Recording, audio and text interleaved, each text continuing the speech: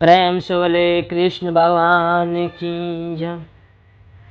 आदरणीय सुखदेव जी कहते हैं, परीक्षित एक बार आंख बंद करो और ये दृश्य अपने हृदय में उतार कर तो देखो।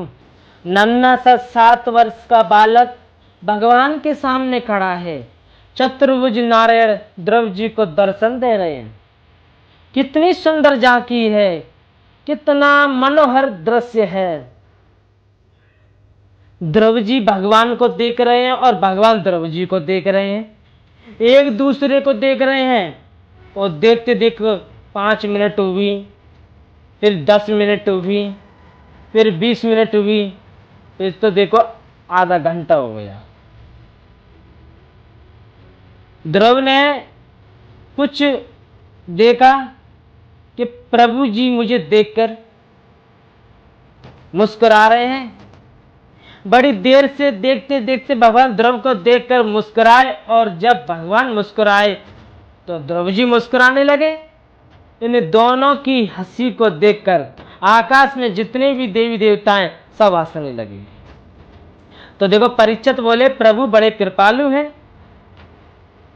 भगवान इसीलिए हंसे, देखो मेरे इस भोले भंडारी नन्हे से भक्त को इतनी देर से इसके सामने खड़ा हूं, कुछ बोलता नहीं, कुछ कहता नहीं।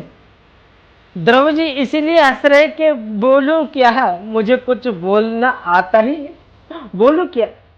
देवता इसीलिए हंस रहे, ऐसा मौका हमें मिल जाता मांगने का तो हम लंबी सूची बना लेते प्रभु से मांगने के लिए। ध्रुव जी बोलना तो चाहते हैं लेकिन बोलना आता नहीं। क्या बोले, कैसे बोले। भगवान ने कहा ध्रुव स्तुति करना चाहता है लेकिन आता नहीं। तो फिर क्या किया, अपने दिव्य शंख को प्रभु ने ध्रुव जी के गले से लगा लिया। जैसे गले से लगा दिया, वेद वेदांत का संपूर्ण ज्ञान ध्रुव जी के हृदय में प्रकट हो गया। अब बताओ, एक बात बताओ, मीरा ने कभी कॉलेज का मुख देखा क्या? मीरा ने कभी कॉलेज में अध्ययन किया? लेकिन मीराबाई की कविताएं स्नातकोत्तर कक्षाओं में यूनिवर्सिटी के लेवल पर पढ़ाई जाती हैं। मीरा के साहित्य पर लोग पीएचडी करते हैं। ये किसकी कृपा है? केवल गोविंद की कृपा है। जिसे सूरदास ने कभी स्कूल का मुख नहीं देखा, उन सूरदास की कविताओं को एक एक लाइन पर लोग पीएचडी करते हैं। गोविंद जिस पर कृपा कर दें उसके लिए कोई बड़ी बात नहीं। ध्रुव जी के गाल से अपने शंख को प्रभु ने लगा दिया। वेद वेदांत का संपूर्ण ज्ञान ध्रुव के हृदय में प्राकट हुआ।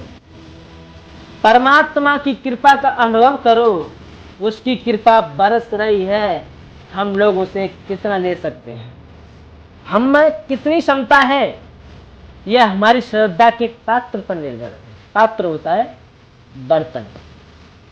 बारिश हो रही है, मेरा बर्तन 5 किलो का है, उदाहरण।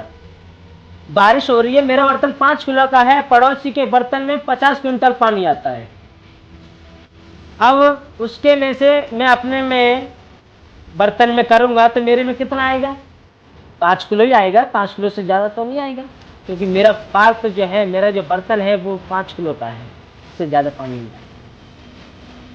ठीक ऐसे ही परमात्मा की कृपा जो बरसती है, हमारे अंदर जितना श्रद्धा है, विश्वास है, इसका जो पात्र होता है वो कितना गहरा होता है, उसी के हिसाब से परमात्मा की कृपा हमें मिल सकती है। ध्रुव जी पर कृपा बरस रही है। ध्रुव ने प्रभु की ऐसी सुंदर स्तुति की, मैं आपको शब्दों में नहीं बता सकता। उस स्तुति का एक एक अक्षर स्वर जड़ित है।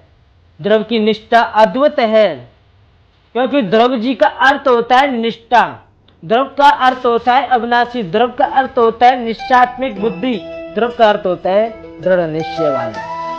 आदरणीय सुखदेव जी महाराज कहते हैं, श्री परीक्षित को वर्णन कर रहे हैं, मैत्र मुनि विदर जी के प्रसंग सुना रहे हैं।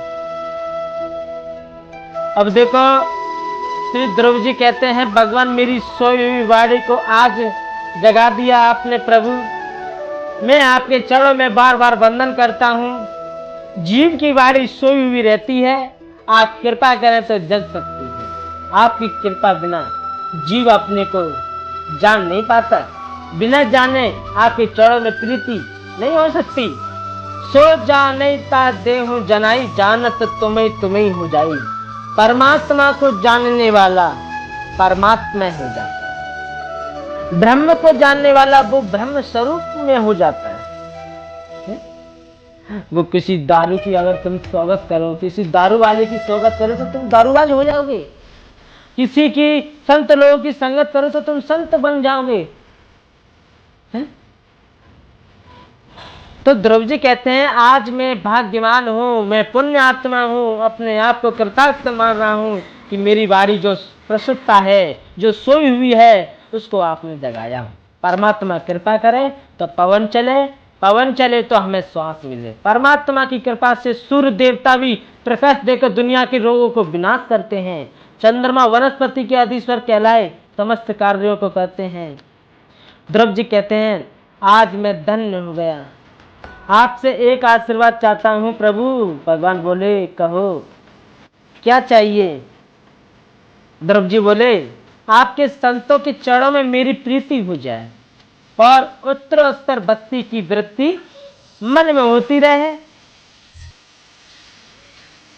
तो देखो भक्ति का सिद्धांत क्या है, अपने आप को तिनके से भी छोटा समझ। आप भगवान की भक्ति कर रहे हो, ठीक है, भगवान का भजन कर रहे हो, पूजा पाठ करते हो, मंदिर जाते हो, ठीक है, अच्छी बात है, लेकिन अपने आप को ये समझना चाहिए कि मैं ये कम कर रहा हूँ। मैं प्रभु का भजन कर रहा हूँ जो मैंने अभी कम किया है। मैं मंदिर गया, प्रभु को पूजा आरती की, ये मैंने कम की है। अपने अंदर ऐसा भाव होना चाहिए कि मैं तो कम करता हूँ। अगर आपने ये समझ लिया कि मैं ज्यादा करता हूँ तो समझ लो वहां अहंकार की उत्पत्ति है। भक्त वही है जो प्रभु की महिमा को जान सके। भक्ति और विश्वास, ये समझ लो भक्ति के सिद्धांत क्या है। अगर अपने को महान समझ लिया तो आपने भक्ति के सिद्धांत को समझा नहीं। भक्ति का सिद्धांत को जिसने समझ लिया वो अपने आप को तिनके से भी छोटा समझेगा। वो ये समझेगा मैं तिनके से भी छोटा हूँ, ये भाव रखे। वृक्ष से भी ज्यादा सहनशील बने, अपने अंदर क्रोध न लावे, स्वयं अपने सम्मान की कभी कामना न करे और दूसरों का हमेशा आदर दे। जो परमात्मा को स्वरूप को जान ले, परमात्मा को स्वरूप को जानकर उस स्वरूप में वो स्थित रहे, वही तो भक्त है। अन्यथा वो भक्त नहीं है जो परमात्मा को स्वरूप को नहीं पहचानता। परमात्मा का स्वरूप क्या है, वो कितने दयावान है, कितने करुणाशील हैं, कितने प्रेमी हैं, कितने दयावान हैं, उनके स्वरूप को पहचाने, वही तो भक्त है, वही तो भक्ति का सिद्धांत है। कीर्तन का जीवन का परम लक्ष्य बनावे, उसी मनुष्य का जीवन श्रेष्ठ बनता है। देखो मेरा कहने का तात्पर्य यह है कि ध्रुव ने जैसे ही महल में प्रवेश किया, ध्रुव जी ने सर्वप्रथम महल में प्रवेश करके अपने सौतेली माँ के चरणों में प्रणाम किया। परमात्मा से मिलने की प्रेरणा जो देता है वो शत्रु से भी सबसे बड़ा मित्र है। जो ध्रुव जी थे, उनकी जो सौतेली माँ थी, उनने ध्रुव से कुछ ऐसे वार्तालाप कर दिए, कुछ गलत प्रवचन कर दिए, उन्हीं के प्रवचन से वो बन को गए और उन्होंने प्रभु को पाई। सौतेली माँ के चरणों में गिरकर ध्रुव जी कहते हैं माँ आप यदि दुर्वचन न कहती, ध्रुव जी कह रहे हैं कि अगर आप यदि दुर्वचन न कहती, आपके वचन यदि कड़वे न लगते मुझे, तो आज मुझे नारायण की प्राप्ति नहीं होती,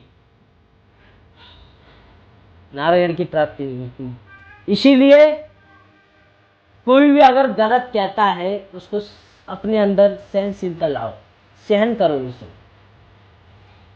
अपने आप को गर्म मत करो, क्रोध मत लाओ। जहर जो है वो यही तो है, दुर्वचन लोगों की जो कड़वे वचन है उनको पीना, यही तो जहर है। इसको पीना हर किसी की बस की बात नहीं है। जिसने इस चीज को पी लिया, जहर को पी लिया, वो ये समुद्र बन जाएगा, ये समझ लो। सारी चीजें समुद्र में चली जाए लेकिन समुद्र पर कोई फर्क नहीं पड़ता है। इसीलिए समुद्र बनो, नदियां मत बनो, थोड़ा सा भरकर उबर जाओ। तो मेरा आप लोगों से यही कहना है कि जो इस में जो मैंने कुछ कहा है उसमें जो आपको जो सीख मिली है उसे अपने जीवन में उतारो। अपने जीवन में गाते ज़्यादा से ज़्यादा प्रयास करो उतारने का, आपका जीवन आनंदित होगा। प्रेम से बोले कृष्ण भगवान की।